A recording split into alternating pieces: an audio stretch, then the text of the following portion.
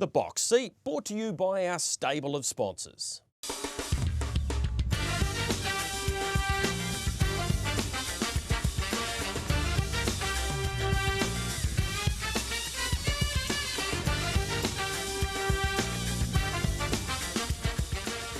It's box seat time again, and yes, Michael Guerin is back in the house. The man they call the brand, back from Victoria. Welcome back, Michael. Yeah, thanks, Greg. Big hi to you. Big hi to our friends around the country, and of course those who do watch the show in Australia. We appreciate your support. It was fun, Greg. I had a good time at the Inter-Dominions. It was a different type of Inter-Dominion because obviously we only had the one New Zealand trained horse there, and sadly, Bolt for Brilliance didn't make it through this series. We'll update on him a bit later. But what was cool, Greg, was going to the regions, which is something we don't or haven't had the chance to do with Inter-Dominions in the past. I really enjoy going to Geelong again. I'd never been to Shepparton, so going there was really cool. And last Saturday night, we saw two very different types of performances from very different teams, different gates and different states. We'll talk about those off the top of the show because, Greg, later on, we have some really cool racing at both ends of the country, which is incredibly rare to have Group 1 racing at the two extremes of New Zealand harness racing. We get that pleasure this weekend. Yeah, we also hear from Zara Power, who won her first race at Addington. We catch up with Ken Barron about the passing of his father, Ron, and talk to him about his career in harness racing and a whole lot more for you, including our best bets of the week. But as Michael just mentioned, let's go back to Saturday night. Inter-Dominion time it was out of Melton, and here is the I Cast No Shadow Inter-Dominion Grand Final victory. Sitting in the trail for Cam Hart, Jason Grimson, back-to-back Inter-Dominion Grand Finals as a trainer, winning it with Bonsell Benjamin last year. And, of course, I Cast No Shadow bred in New Zealand by the Dailies, Emmett and Sean. It's actually under the Bromac Lodge banner when it comes to the official records. But speaking to Sean Daly, Michael, they are delighted that Bob's name's still associated with the breeding of this horse, but they had the first 3 or 4 foals with him, left it in his breeding name, but the foals are registered in theirs. So a Kiwi connection to this horse that has come a very long way since joining the Grimson camp. Yeah, I'm thrilled for Sean. I don't know Emmett Daly, but I'm thrilled for Sean. He's been a friend of mine for a long time, and he's incredibly passionate about his harness racing. And while it doesn't feel like a New Zealand victory, it will when they send the relations through the catalogue at the sales coming up in February. So well done to them. It's no small feat. Horse who spent some time obviously here, then with Brent Lilly, and went to Jason Grimson, as you said, back-to-back Inter-Dominions for him, which is a remarkable feat for any trainer. Again, continues the record that New South Wales horses have in the series in recent years, Greg. Since Menangle came into play, New South Wales horses have been clearly, and very clearly, the dominant force on the Grand Circuit. When they have a horse in a race, for example, when there's a New South Wales rep in a Grand Circuit race, their winning strike rate is around 70%. It's absolutely huge, and that's because Menangle makes the horses fitter. And that sums up the Grimson team. They're very fit.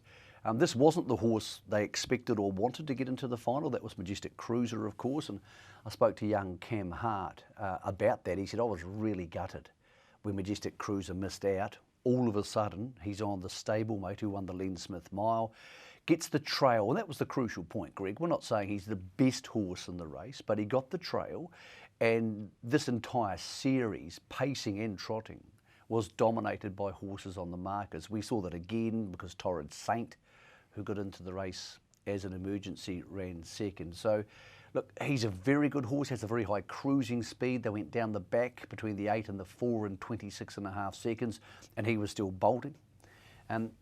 As good as Grimson is going, he doesn't have a big team. I think Cameron Hart is even maybe the story of the race.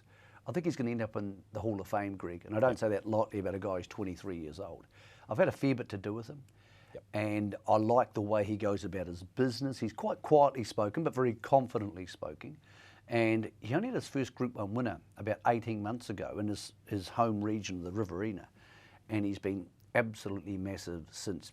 I think often, Greg, when you see them in the cart, you know. You can tell by the way they sit whether they've got it. And he has made very few mistakes since he has Group 1 success behind him in New Zealand, of course, with the Messenger. I think he's going to be a factor in harness racing for a long time to come. So out of the rest of them, anything off the marker pegs, Greg, willing to forgive.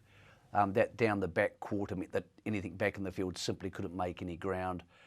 And of course, we have to add to the party, whether across the Tasman or here, copy that, Rock and Roll Do is back at Cranbourne this Saturday night, who might be better than those horses. And Self Assured, who I'm hearing from Mark Purdon isn't going to go to Victoria or New South Wales. He'll wait for them to come to us for the race by Grins. So I'm not sure it was the definitive performance of the 2022 season, Greg, but it was a performance which firmed up a couple of trends, the New South Wales one, the Grimson one, and I think further embellished the career of a young man who might rack up 100 Group 1s in his life in Canada. Yeah, and of course he was part of the Australasian Young Drivers. He actually finished at the bottom of that field, but we'll talk about that a little bit later on too. Congratulations to Diane Riley. She was a great friend of the late Bob McArdle's. She's been owning horses for 6 decades or more. This was her crowning glory, so congratulations to her. And it's lot 355, the Art Major out of Regaza Bromac that the dailies do offer at the New Zealand Bloodstock sales in February. So looking forward to seeing that one. Let's move from the Pacers to the Trotters, and a horse that remained unbeaten through the series, Michael, Just Believe. Greg Sugars goes back-to-back as a driver in the Trotters series for the Inter-Dominion, and Mary Law it was last year, of course, and this was a brilliant staying performance and an outstanding drive. You know what was a great drive, Greg? Because this horse won the Bill Collins Mile, which is actually 1,720 metres, on this track at Melton back on October the 8th, Victoria Cup night. And he sat parked and beat 2 of those horses, Mufasa Metro and Queen Elida, who run 3rd and 4th or 4th and 3rd. He didn't beat Majestuoso on that occasion because he wasn't in the race. So Greg Sugars said to himself in his mind, I'm going to turn this race into a mile race. It's 27.60. If I stay out of it for the first lap, then I move around and sit park, which is exactly what he did in the Bill Collins, then it's a mile race. I'm out of play. That doesn't matter. And what that meant was that the marker pegs weren't as big an advantage as they were in the pacing race, where they were going so fast because he was controlling the tempo. I said to him after the race, I said, exactly what you did. He said, it's exactly what I was thinking. And by doing that, he enabled himself to not use any gas, get outside the leader at a very slow time of the race. When you watch the race mid-race, which you can do on harness.org.au, he actually takes off at the 17:20 start point. So he just turns it into a sprint race. Goes around, sits parked. He said, I want it to be as easy as possible on my horse and then give it one chance to get Majestuoso. If you're a harness racing nerd, go back and watch the race on Victoria Cup night and watch that race and you'll go, wow. Yep. That's exactly what he did. And he just beat Majestuoso, who I think looked home at the 150, but he just had that little early burn. Queen Elida was really good, but I still think it showed she's 6 months away from being what she's going to turn out to be. And Mufasa Metro conceded early, which changed the race, but also changed the thinking of many people's market, which saw this horse start a clear second favourite. He's a good horse, Greg. He was trained by Mick Hughes last year. Since he's joined Jess Tubbs, who's Greg's wife, and they trained together, of course, he's had 10 starts for 7 wins in 3 seconds. So he's no champion yet. He may continue to develop on and win multiple Inter-Dominions. He finished 3rd last year. But he had to be the best horse in that series. To go unbeaten and to sit parked and win a final is no small feat. So good to have Just Believe on that list, because he doesn't look out of place on that list, Greg, because he also beat the Great Southern Star champion by sitting parked outside him. Yep. What it all means for New Zealand, first of all, Bolt for Brilliance. The pedal bone injury is something that you'd expect to be okay long term. Yep. Spoke to Tony Herlihy and he said, look, we take some heart from what happened with the Copy That last year. He spent 3 months in the box. He came all the way back and won a New Zealand Cup. So we're hoping we see him back. You sort of have the feel it was an Inter-Dominion, which was his to lose, but Just Believe beat him in one heat and did beat him. So it wasn't like it wasn't like a 60-1 shot one, Greg. No. I still, being over there, think that Muscle Mountain, the best version of him, would go there and towel them up if he gets the right draw in the Great Southern Star. But I felt the same way about Bolt for Brilliance 2 months ago, and he couldn't get the job done. So, Greg, it's very easy to sit here in New Zealand and say our horses would do this and this and this, but you've still got to go and do it. And for this Inter Dominion in 2022, we didn't. No, absolutely we did not. We almost did it in the Australasian Young Drivers Championship. Here's the final heat, and it was Taylor French getting through from the passing lane on a horse paying almost $100. We'll get Dan Malecki to bring them home. And there's Sam Thornley looking to get to the outside, slightly unlucky. Up the widest runner, Bide Our Time hit the lead. Morrison's Dream runs on. Major Watson, the 100-1 pop getting through. Major Watson and Taylor French. He might have won the series with that. So a local victory, Victorian Taylor French grabbing the win in the last race there. Sam Thornley had led all the way, Michael. Got a couple of wins, of course. Sarah O'Reilly and Crystal Hackett both grabbing wins in the series. And you see Cam Hart, just shows you how difficult these series can be. A lot of luck involved, but Taylor French is a real talent. Yeah, nice young lady, very amenable, Greg, and she works really hard, and she has come through a situation where she's driven a lot at Mildura, which is an awfully long way from Melbourne, and has cut her teeth driving some pretty poor horses on a very small track. So good on her. She had the passing lane again, which is a bit of a theme of the show so far. Feel for Sam Thornley. He was unlucky there, and he could have won the series very easily, and I thought he did himself really proud. Sarah O'Reilly was on a horse there who I don't think's a perfect Melton horse, a Whiskey Cavalier. I think it's a bit clunky for Melton, bit of work to be done on it yet. But great experience for all those drivers, not just the New Zealanders. It still holds its allure, Greg. Not many things hold their allure as much as what used to be called the Boys Champs, but these days is better known as the Australasian Junior Drivers Champs. You can really feel it among the participants. It's good for them. Crystal Hackett, I saw her there. She had some outside drives while she was there. Can only be good for them, Greg. Of all the things we do, it's one thing I know that we have got right. I would just like to see capacity fields for all the races. I think it's really hard on drivers who don't get a drive and are given only allocated points, because people would say, well, they may not have been the favourite, but Taylor French won the championship on 150 to 1 chance. Yeah, exactly. So I would love to see every race. I'm not sure how you would do that. Maybe have 2 or 3 emergencies in them. I'm not sure. But yeah, good series. And I thought Sam and the other 2 New Zealand drivers embellished their records and their reputations by being there and doing a good job. Yep, absolutely they did. Right, let's leave the Interdom behind and go to Alexandra Park. We have Group 1 racing on Friday night. It is the Queen of Hearts. Really good performance last time from Manhattan. Here she is, or can we see her, Michael? Very rare occasion there on Friday night with fog. We see that in Canterbury sometimes, but certainly not at this time of year. But Manhattan in front rolling is incredibly hard to run down. Very good performances from Darling Me, and even better, I thought, Stylish Memphis. So Manhattan goes into this week's Roslyn Stud Queen of Hearts as the favourite at $3. 2 things. First of all, thrilled for Bob Butt and his owners. I don't know all of them, but I know some of them, and they seem like a really good youngish bunch of guys who are loving their horse and loving the thrill that particularly front-running horses can give you. Obviously, she's worth a lot more money than just her own performances, because her sister, half-sister, no matter what, won the Oaks 5 days earlier. So that's a hell of an effort from the family to do that in the space of a week. So she's worth good money as a broodmare heading forward. Could be worth a lot more after this week.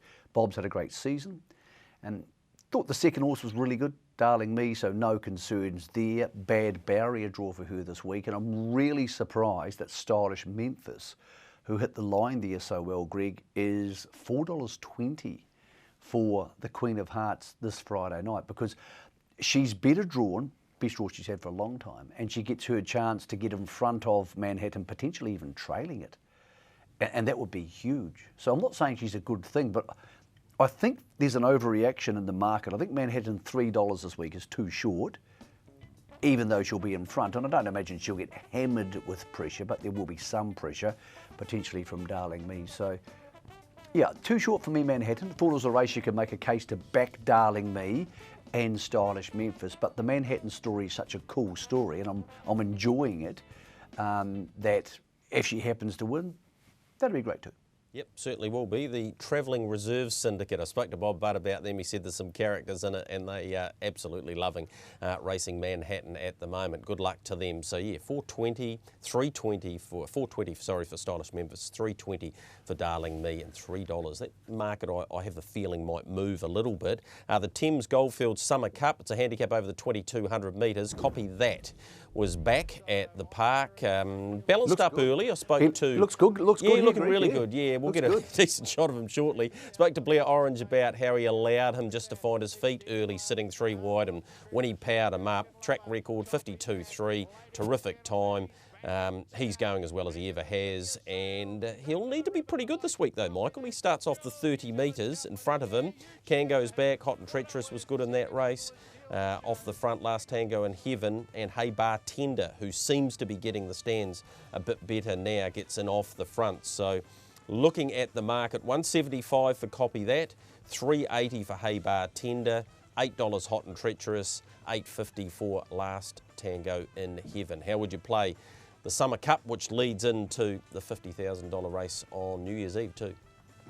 I think it's a really tricky race. First of all, the 2 15-metre horses, Kango and Hot and Treacherous, I don't see them beating Copy That because they've only got 15 metres on him and he actually gets a chance to aim up on their back and follow one of them into the race.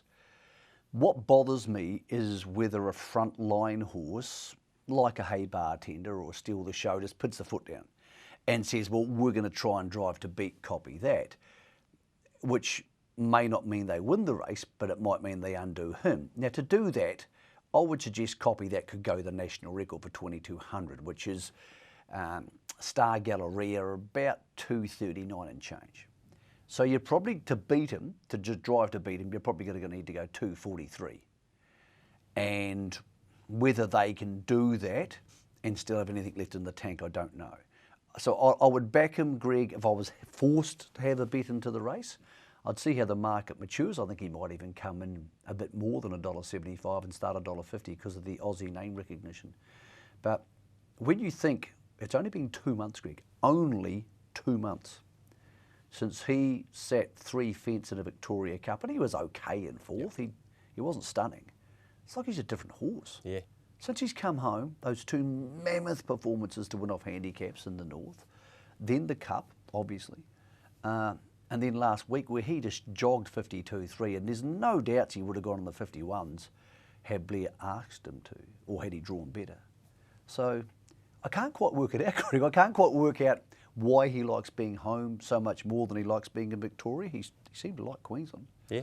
But yeah, we said this on the New Zealand Cup preview show, which was about 5 weeks ago. We said if you looked at Copy That's New Zealand record, he's bordering on a champion the last 2 years. You look at his Australian record or some of his earlier stuff and it's a bit more confusing, but a lot of work to do for him, Greg, because he heads this, as you said, New Year's Eve. Then he's going to be off to Ballarat and off to the Hunter Cup and off to the Miracle Mile. Maybe, Greg, he's the best pacer in Australasia, but he's yet to prove that in Melbourne and Sydney. So he has a pretty interesting 3 months ahead of him, and I hope... Terror to love about him, isn't it? It's very similar that he was so good here, needs to prove it there. Yeah, but I think he's better than Terror to Love in the regards to having proven it slightly. But then Terror to Love ran second in the Miracle Mile. He won a Cranbourne Cup too, didn't he? Terror to Love, and did brilliant. So he beat Chris and me, I think. Yep. It's going to be really interesting to see how this whole thing pounds out. And then, of course, he's got the race by Grins to come back to in the Auckland Cup. So he's in for a pretty busy time. Yeah. Ray Green was back in hospital last week, so he had a few complications. He lost a lot of weight. I do not know where he can possibly lose it from because Ray's pretty skinny. So we wish him the best and hope Ray is back and not working too hard, Greg. You can imagine Ray, he went straight back to work, which is a Ray thing to do, and let's hope Ray just chill. Just chill, other people look after the horse and let Copy That do all the work. Lot 79 too. Those catalogues are out and you can go to NZB and check out the sales in February. Lot 79, the full brother, to copy that, will be sold. All right, I spoke to Phil Williamson about this horse, Majestic Man. So he's in the north. Here he is sitting in the 1-1. He did a bit of work early in this New Zealand trotting free-for-all. Muscle Mountain dashes away, but I really liked his last 100. Said to Phil, okay, you've gone north with a couple of horses. Actually, he's taken Love in the Port, who Tony Hurley will drive. He said, couldn't be happier with him, handled the travel perfectly. Won't be easy this week off 30 metres over the 2200, but he likes Alexandra Park. He expects him to go very well. And Michael, he's opened up $4.80. Also travelling back is Artie by the Hill, who had a good record at the park, as we know. It's a $3.50 favourite. Love in the Port's at $4.50. And Resolve is there as well for Paul Nairn. She won that mares race at Addington last time. She's come up $6.50 and makes her debut at Alexandra Park. Yeah, so some of the big players in the trotting game, Greg, in play here, Phil Williamson, Wallace Hackett, and of course Paul Nairn. It's a funny thing with Majestic Man. Everybody always thinks he likes Alexandra Park, and I think he likes it too. I think he races really well there. He's had 13 starts at Alexandra Park. He's won one race. Remarkable. He's won one race at Alexandra Park in 13 starts. He won by 4.5 lengths in an Inter-Dominion heat, which was actually 3 years ago. Beat Winterfell, who won the Inter-Dominion, beat Massive Metro, who had won the National Trot, and beat another Group 1 horse. Beat them by 4.5 lengths, went 155.6, Greg. Has never won another race at Alexandra Park. And the reason is, he ran into Winterfell in the Inter-Dominion final and Winterfell in the Northern Derby. So Winterfell was charging that year, so he snotted him a couple of times. Then he had 2 years where he ran second to Sunday Sun 5 or 6 times. And then when Sunday Sun had his occasional off day, Majestic Man had to race Bolt for Brilliance and even Temporale, who's probably a comparable horse. Remarkable, you know, if it hadn't been for Bolt for Brilliance, Winterfell and Sunday Sun, who are all wonderful, wonderful horses, Majestic Man's record at Alexandra Park would be something like 13 starts, 9 wins, and he would be enormously past $1 million, Greg. I think he races really well there, but this week and at this carnival, something different happens. He's not up against proven, chunky, outstanding Group 1 horses in Winterfell, Sunday Sun, Bolt for Brilliance and Temporale. Yep. So he gets his chance. Again, like copy that may well be rival tactic dependent on what they decide to do off the front line. So let's leave Alexandra Park. Brilliant 8-race card they have there, including the Group 1 Rossland's Queen of Hearts. Go to Addington Raceway. A couple of races I want to have a quick look at for you. Race number 8. Here's Mason Shard. Charging home from last. Really like this horse. In the Mark Jones colours for Samantha Otley. Comes up with a 2 second-row draw this week. She's a filly by Better's Delight out of Pemberton Shard. She's got the breeding, and sectionally here she was excellent. Home in 56 and 27 and change. I think if she reproduces this, she'll take all sorts of beatings. So she's race 8, number 11. Then I reckon race number 4 is the Down by the Seaside Making a Splash. This might be the race of the week. Not often I'd say that about a maiden race, but Fields of Poppies, who we'll have a look at this horse's trial, trained by Brendan Hill. Spoke to him on Trot's Talk on Sunday. He's got a nice team around him at the moment. Cougar Express is in there, really good at the trials. Tuapeka was smashed at its first start and did things wrong. Jimmy Ray was also tipped out on Trot's Talk by John Morrison a couple of weeks ago as a horse to follow. Carmelite's got ability. Icy Stixie's also not too bad either. So there'll be a lot of form out of race number 4 from Addington on Friday night. And therefore, I think you can back a few of those horses over the next few weeks and find a few winners there. There's a preview of the Friday night action. We're going to take a break. Before we go there, though, I mentioned it, the Yearling sales. Yes, it's arrived. The book that you need to study up and get yourself a yearling at this year's New Zealand Bloodstock sales. Let's hear more about it from Cam Bray.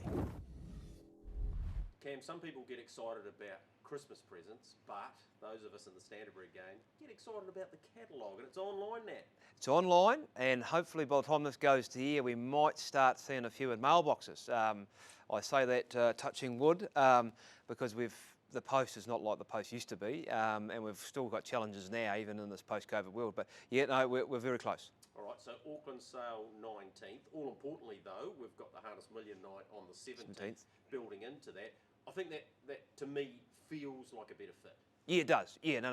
It was always just when it first came around, the dates were set, so we sort of had to put a square peg in a round hole type thing. But no, this is a good fit because we can go from the race meeting into a nice day of inspections on the Saturday, then into the sale, and it does tie a nice weekend.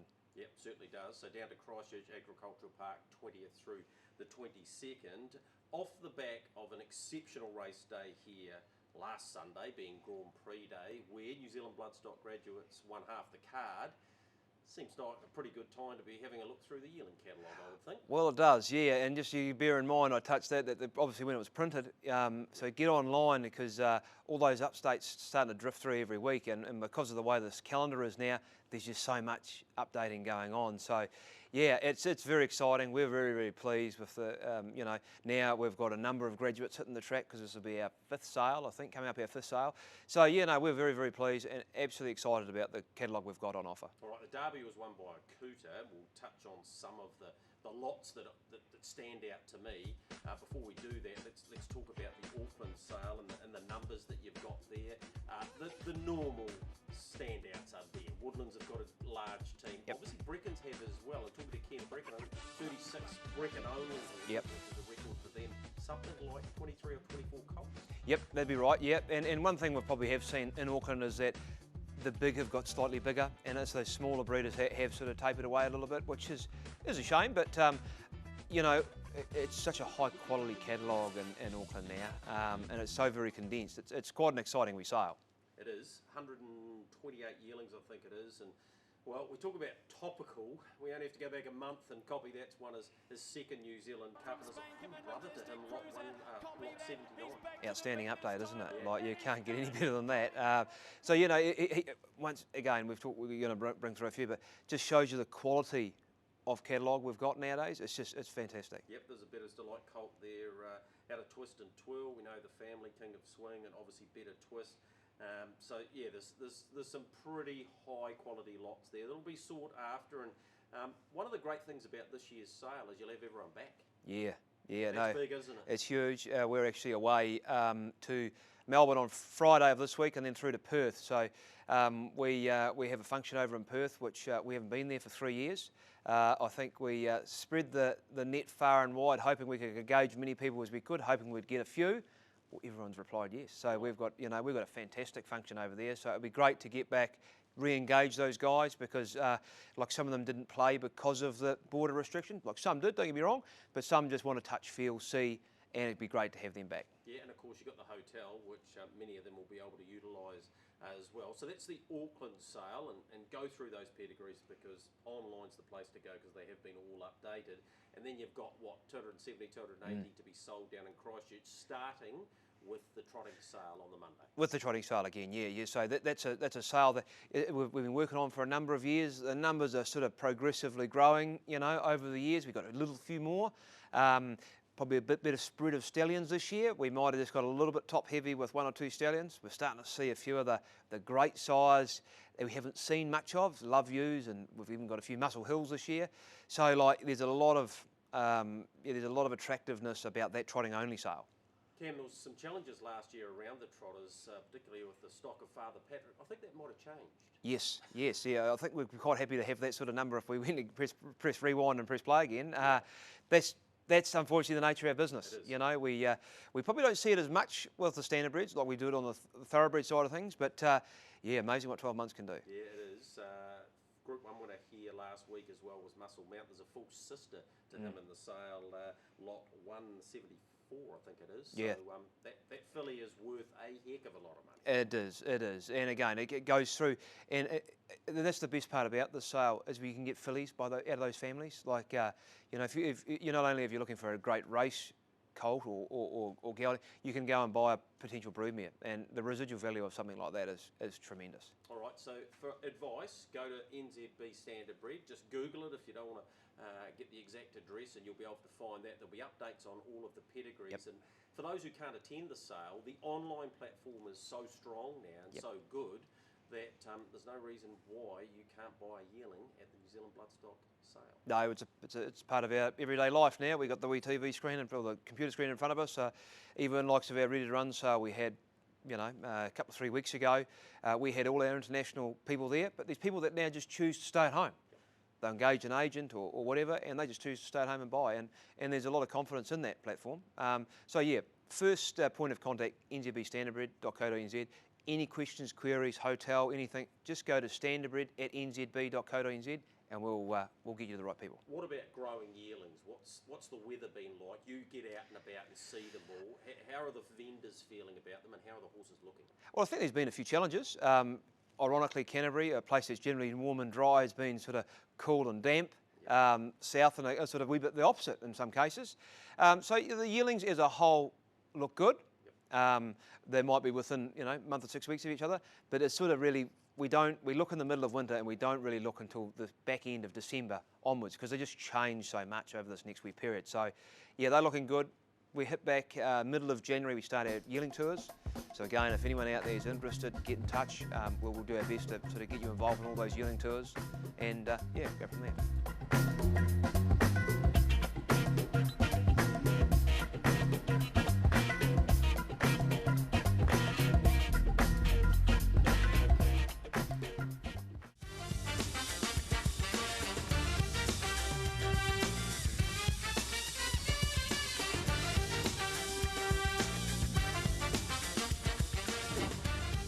So here's the Cobb Manawatu Cup for 2022, and Hale Lucius, who was previously trained by Regan Todd, getting the job done for Murray Gibbs and Andre Potama, beating Bad Medicine, and Arabian Blue got itself into third by sports writer out of Wicklow, Heather. So Manawatu bred if you like, and gets the business done in this year's Manawatu Cup just from a pretty brave Bad Medicine. Right, we mentioned before, as Andre hits the line there with Hale Lucius, it is the Invercargill Cup on Saturday. Latest start, what time do they start? About 19 minutes past 4, and the Cup's run at 7:29. It's on trackside 2. Let's have a look at BD Joe winning the East West Fencing Summer Cup, beating race rivals Self Assured, Spankham, Krug. They all come out of this, Michael, and he storms home here, BD Joe. He's come up $2.20 ahead of Self Assured $2.80 and Spankham $9. The key to this, though, is BD Joe has a 10-metre start, therefore he should be able to finish or potentially stay in front of them all of the way, and it's going to make it incredibly hard for him to be run down, I would have thought. I thought this was the best performance of his career so far. I mean, I know he's won a Jules and I know he's won an Ashburton Flying Stakes, but he came from behind maybe the best horse in the country, or second best horse in the country, Self Assured, and Spankham went straight past them. So that was really commanding from him. And I'm sort of surprised he's favourite, because the public do tend to gravitate towards Self Assured, but I can see why. As you said, he gets a 10-metre start in the handicaps. Looks his race to lose. Standing start, handicap races, and these sort of grade are never quite that easy, but yeah, he gets his opportunity to maybe put an exclamation mark, Greg, on this season for Team Telfer, because we'll talk about them shortly, but clearly they're now in front in the premiership, and Mark and Hayden don't have as big a numbers this week as I expected. So I think they're in for a big weekend, and I think by this show next week, Greg, the premiership could be over. I thought Purdon Cullen would make a run at it. I don't see that happening now. I don't see them having big enough numbers. BD Joe on top over Self Assured. Spankham, I don't know. I don't like Spankham as much off handicaps, Greg. I think he's a better horse when he's racing on the speed, but hell of a race. Really good, balanced, even race, and good to see Invercargill having that race on a Saturday. I still think it should be on trackside 1. I think by coming in at 4 o'clock when the gallops are starting to slow down a little bit, I think having a Group 1 $100,000 race being bumped to your second channel, and I know there's a lot of good Australian racing on, but the Australian racing this weekend isn't that big a deal. I still think you can make a really strong case that you should have bumped Morfettville to trackside 2 or Brisbane to trackside 2, and this should be on trackside 1, because I still don't believe, Greg, that trackside 2 on a Saturday does anybody any favours in harness racing. And I understand if it's a grass track meeting and it's a bit of fun at Motukarara and we're bouncing around, I understand that. But if this is a Group 1 worth $100,000, surely it deserves to be on our premier, or most importantly, most watched channel. And no one's going to care if you bump Perth or Morfettville. No one's going to care about that. Maybe this could have been on a Friday night though, but I guess we could talk about that ad nauseum, Michael, but we do need to move on. Good to see Sandwave in there too. I spoke to Nathan Williamson about that decision. He said he deserves his chance. He gets in off the front, so he's $15. One of the other features is the Group 3 David Moss. Market looks like this. $1.35, 5 Wise Men. Gets his chance to get back into winning form. Peregrine at $5, $6.50, excuse my French, but that race certainly looks David Moss's, if David Moss was in it, he'd be hard to beat, Michael, but 5 Wise Men's to lose. Is that how you see it? Absolutely. One of my favourite trotters, by the way, David Moss, Greg. Absolutely loved him. Yep. But yeah, 5 Wise Men has raced really well and not easy off handicaps. We're tipping a lot of horses off handicaps on the show today, but yeah, he looks like he should win by a couple. $275,000 in stakes. Good luck to the Invercargill Club. I'm sure they've got a big crowd there, and yeah, they kick things off 4:19 and it finishes about 10 minutes to 9 o'clock on Saturday night, so they'll have a good day. As will Rangiora on the Sunday. Here's Franco Marek and his latest performance. That's him down the centre of the track for John Morrison.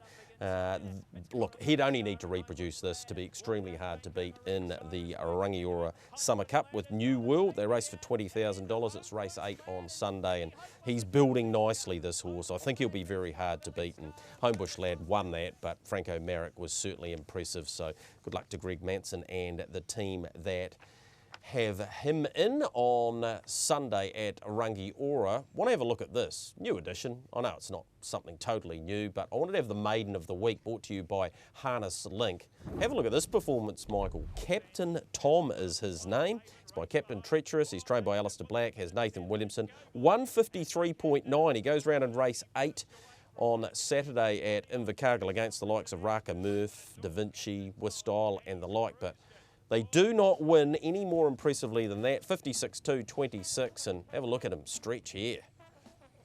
The Captain Treacherous is Greg. I think the good ones and the ones who can control their energy, because obviously he's a Sun Beach somewhere and they're very similar type of horses. The good ones are very, very good. And I'm not saying this horse is very, very good, but clearly he has the ability to be very, very good. As we've seen through Captain Ravishing, obviously Millwood Nike, I think the fillies are probably better than the colts so far from what we've seen in the Southern Hemisphere, but there's a couple of serious colts coming through. They're going to be very easy horses to sell at the sales, Greg, because as long as you don't wind them up too much early, clearly they have enormous aerobic capacity and enormous speed. So he's a horse, Greg, who now, after what I've seen in the last 12 months, if someone said to me at the sales, come look at this Captain T, I would go, okay, I'll look at that. And that's probably the best selling point a horse can have, is when people want to look at them at the sales. And horses like this just help that. Yep, absolutely they do. Looking forward to seeing him again on Saturday. Mentioned earlier on that we had a chance to catch up with Ken Barron to reflect on the passing of his father, Ron, and get a bit more insight into what made the man. Ken, a tough week for the Barron family, losing the boss in many ways, Ron, but I suppose it's a time for you and the family to reflect. Yeah, it is. Yeah, you look back, and we were lucky to have him for so long. And his health was really good until right near the end, and so yeah, he went peacefully, Greg, and no pain, so yeah, we were lucky, very lucky. Let's talk about his involvement in harness racing, because it goes back over 50 years when he was first licensed, and the love of the horse was not only his, but it ended up being the 3 boys as well. Yeah, Dad, he had ponies when he was a kid, and then of course went on to horses, and his job, he had a job, and I think the horses were the out, you know, he wanted to be able to come home and do with the horses, and and then latterly, or you know, in the interim, Clark come in, and then myself, and then Tony. So we're all been involved in Makarewa.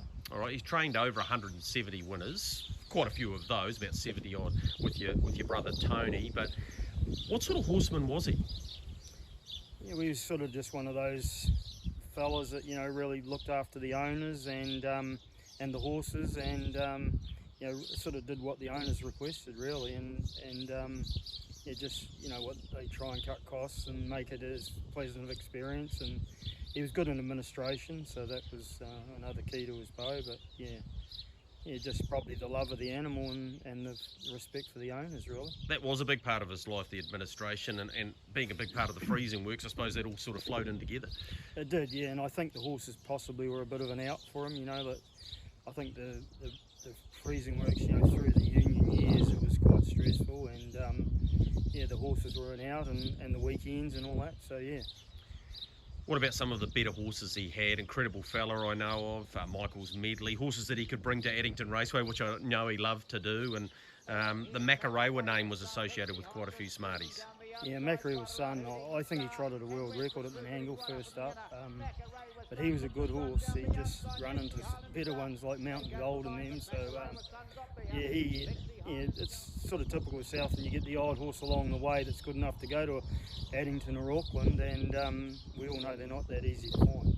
All right, you and Clark getting into the 1,000 win club would have been pretty proud, but when I add up the wins between Clark, you and Tony in the training ranks, it's over 1,400. He was extremely proud of what you guys have been able to achieve, both in Southland and when you left. He was, and I guess he thought, you know, I remember when I got my opportunity to go to Canterbury, and he said, you know, well, we both agreed that, you know, why would you stay at home and think what if, rather than go there and give it a shot, and that's sort of what happened. Clark did the same thing, and although he was mainly in Southland, so yeah, we were never fazed by the occasion or the people or the, you know, the province. It was just, you know, do your best. It was the motto. All right. What will he leave behind? He's left behind 3 sons who have done so well in the sport, but his name will never be forgotten in Southland harness racing. Yeah, the only thing, Greg, is out of us 3 boys, there's only one grandson, Jacob, my boy, and he's not remotely interested in horses, and you know, the closest one's Ellie, and yeah, it's I don't know, I mean, time evolves, but yeah, I mean, it was quite funny at his eulogy. He said they were known as the Barron boys, and that's sort of what we were as well, a generation later, but as I say, there's only Jacob left now. And a big thanks to Ken Barron for giving us that insight into his father, Ron. He certainly had some pretty good horses.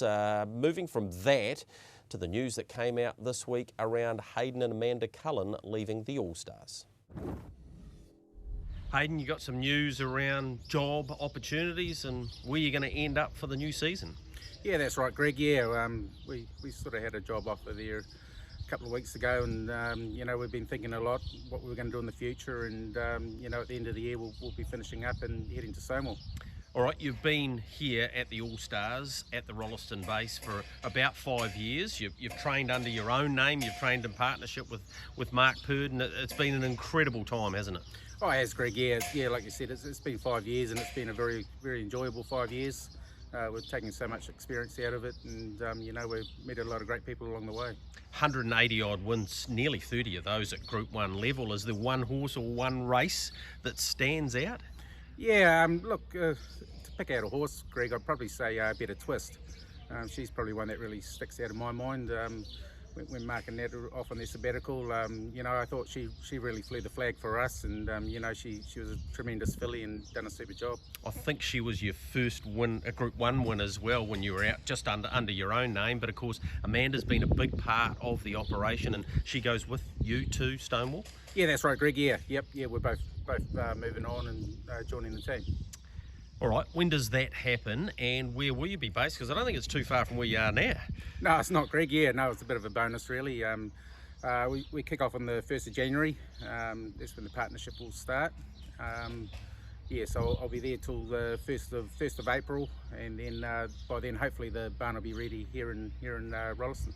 All right, you mentioned the word partnership because it is going to be Steve, Amanda and Hayden Cullen, so that's exciting as well. Yeah, it's a great thrill, Greg. Yeah, we sort of weren't really expecting it. But, yeah, the team have really welcomed us on, and yeah, we're really excited about the future. All right, before you leave here, there's a premiership battle going on, and ironically, it's you versus them at the moment, and you're going to be with them shortly, but is it still driving you guys? Is it still something you want to achieve? Oh, for sure, Greg. Yeah, it's a big thing, and hey, I've never won a premiership, or never thought I'd get close to winning a premiership in my time. So yeah, no, it's really exciting, and the race is really on.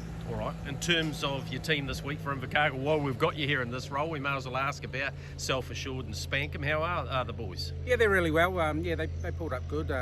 You know, I thought Self Assured went a very good race last time out. Few weeks between runs, and you know, but he had to do it the hard way, and he stuck on good. So you know, he'll make a good account of himself on Saturday. And Spankum's the same. You know, he's just an old war horse, and you know, he gives 100%. So if you know he can be handy enough, he'd be thereabouts. So Michael, that's pretty big news. I know you broke it on HRNZ and of course in the Herald, but he and Amanda have had a great run out of the All-Stars barn. I think it's about 29 Group 1s. Of course, back when he was with Brent Mangos, he won 3 Group 1s with Better Cover Lover too. So yeah, he's a good time of it and he's got a great opportunity. Yeah, and that's just life, isn't it, Greg? I mean, often when someone stays in a training partnership, there's only so far you can go, and we see that in both codes. I mean, there's only so much you can do as the junior partner in any relationship, and you're never going to usurp Mark Purdon because Mark's always going to be the boss because he's the greatest. What Mark's going to do, they haven't decided, but of course Mark's son Nathan is back in the country, so that would seem to be a pathway for them, but I'm not saying that will happen. Mark has not made up his mind of what he and Natalie and the All-Stars are doing. For Team Telfer, we can take some pride, Greg. I think this was the first show about a year ago. We said, hold on, these guys are going to start winning premierships pretty shortly. I thought it would take them 3 years. I reckon it's going to happen in about 2.5 weeks. I reckon they'll win the premiership and then their footprint will get even bigger. Had a long talk to Steve Stockman about it. Steve doesn't often talk on the record. He said, we want to say to people, to breeders and to owners, we're in this. There is some challenges for the game. They are cyclical. We believe the game can come out of those. Auckland can dig itself out of a hole, and we are around. We will be buying horses. We will be contributing, which is really cool. We need 5 more of those people, but it's still damn cool. Steve Telfer turns 52 on Boxing Day, and he's now going to oversee the biggest stable in the country, Greg, by a mile. One of the biggest stables of either code, outside Te Akau. They're going to win the premiership next year. They've just bought 2 9-horse trucks, and they'll be trucking a lot to Southland, which is great for the racing down there, really important. Hayden will have the option to look after the team when the other Amanda, because there's a couple of Steves and a couple of Amandas in the story. The other Amanda Telfer, takes a team to Menangle starting early February. That team will comprise BD Joe, Kalua Flyby will go for the New South Wales Oaks. One of the mares racing this week, Darling Me, more than likely, or All American Lover will go for the mares races. So by having that amount of staff, and they've chosen very well with their staff, they have lots of options. Hayden's a well-rounded guy. He doesn't panic. He doesn't get overly excited. He'll bring what he's learnt from Mark. He and Amanda will, his wife, of course, the other Amanda, will bring what he's learnt from Mark and from Natalie, and they'll web that together and mesh it together with what Steve Telfer knows and some other fantastic staff like Amanda, the other Amanda, and Tim Williams. So they're going to be incredibly hard to beat with what they've bought at the sales, what they're putting into the industry, Greg, and they flat out deserve it. Yep. There's no single entity in New Zealand harness racing at the moment putting more money and more effort into the game. And I don't say that disparagingly to any club or the governing authority. At the moment, Stonewall Stud and Team Telfer, which is about to become Team Telfer Cullen, is the top of the tree for trying to promote and maximise this industry. And they have an enormous amount to be proud of. And I think in 2.5 weeks, they'll be our premiership trainers. Yep, I think they will be too, and we wish them all the very best. Right, the Green Miles that we had from Meffin on Sunday. Here was Matadeiros, who'd done a great job from the outside, but it was time up the hill, getting the business done for Katie Cox. Congratulations to the team behind her. Group 1 placing, of course, behind Muscle Mountain in the Trotting free-for-all, but to have her back in winning form, she got the right sort of run, as did this horse, but he made his own luck. He got the front for Regan Todd and Cherie Tomlinson. His name is Coravally Star. He beats Celtic Spirit, and he did it in very good style. Excellent closing sectionals. Coravally Star takes out the Meffin Green Mile. But it's Coravally Star's Green Mile. Coravally Star goes all the way. Won it by 3 lengths on Celtic Spirit. 4th across was Honda. 3rd across Homebush Land.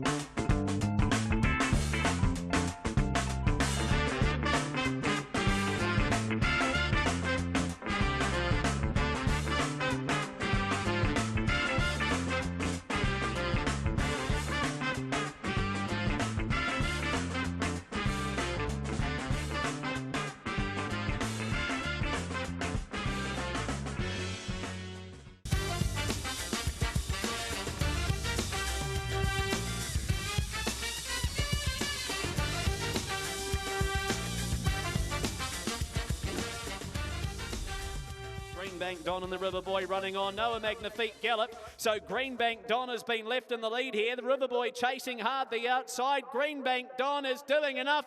And Zara Power is on the board. Greenbank Don won it by 2 lengths. Well, Zara, congratulations. First win in your career at Addington Raceway. That's got to be a big old buzz. Oh, definitely a huge one, to be honest. Let's talk about your background and how you got into the sport, because I believe you're involved in show jumping. Yes, I was. Yeah, I started riding when I was about 9, and then went through the pony club, and then went through the next level of riding, and then just picked up harness racing, and I think it was a pretty cool alternative as a full-time job to show jumping. All right, so where'd the Paul Kerr connection come from? Actually, when I left school, some evening work at a pub, and then he found out I was horsey and asked if I wanted some morning hours, and then just quit the pub and went full time. Right, and you obviously love the horses. This big guy, because he's a big boy, very big. I reckon he's taken a bit of moulding, is he? Yeah, he is. There was a wee bit of a challenge when he very first started, but the more and more work he got pumped into him, the cooler of a horse he became, and now he wants to be here. Yeah, you've done a lot of work with him at the trials. What about the race day experience today? Because probably at the 200 you didn't think you were going to win, but that's the luck of racing sometimes. Yeah, it was. I wasn't sure whether he was going to get that little extra kick, and then he got a kick, and I was just lucky enough that one at the front went a bit rough and pulled it off. Well, congratulations to you. Always great to get your first win. To do it at Addington Raceway, pretty special, and yeah, we look forward to watching you in the future. Okay, thank you. Yeah, great stuff, Zara. Noah Magnifique going for a gallop. Sometimes you need a little bit of luck, and she got that, but she's a pretty talented horse person. I think she'll go a wee way. All right, Michael Guerin, you're back in town. We're about 3,300, somewhere around there for our best bets of the week. We'll get to those just in a moment, but here's the map for the week. Let's have a look at where we can go racing. Cambridge, 8-race program there, 5:32 on Thursday night. Let's have a look at Alexandra Park, the $100,000 Rosslyn Stud, Queen of Hearts, and the Group 3 Thames Goldfield Summer Cup, $100,000, $50,000, $629, the 8-race program there. Addington Raceway, a race on Friday night too. They have the 10 races, packed out it is once again, Christmas at the races, 5:17, the first of those 10. Saturday, we mentioned the big day. Good luck to them down there. Invercargill, Ascot Park, the $100,000 Ascot Park Hotel Invercargill Cup is the feature. 4:19 Saturday afternoon, TAB Trackside 2. And then Rangiora, it is their Summer Cup with New World, 12:05, the 11-race program there. Right, I mentioned the best bets, Michael. We need to get back into form, so where are you heading this week? First race at Cambridge, Greg, horse called Tailored to Use, drops enormously down in grade. Now, it's still got a few tricks. It gets a bit rough and behind under pressure. I don't see this race putting any pressure on it. It's quite a weak field. If, and it's an if, it can hold its gait, I think it wins. All right, happy to have that. I was going to go with 5 Wise Men, but I'm going to go with Stylish Memphis now. I reckon the 420's terrific value. Teal or Tolls, $21 into Whist Style, should be about 5 or 6. It could be a bit of a result there for G Hand, and we like to add to that Breast Cancer Foundation total that we are building towards the end of May. All right, Michael, that wraps up this week's show. So much racing going on, and very good racing over the next few days. We'll wrap it all up next Wednesday, and we've got 2 more shows to go, so just leading into Christmas. And next week, I will be getting out and about and getting those Christmas crackers, because we know how successful they've been over the last couple of years. Looking forward to it, Greg. Looking forward to what should be a nice back end to this carnival at Auckland, but most importantly to our friends at Invercargill. It's your chance to shine on late Saturday night. Hope you'll get around it, enjoy yourselves, and enjoy having a Group 1 back in one of the homes of harness racing in this country. All right, Michael and I will see you in 7 days' time.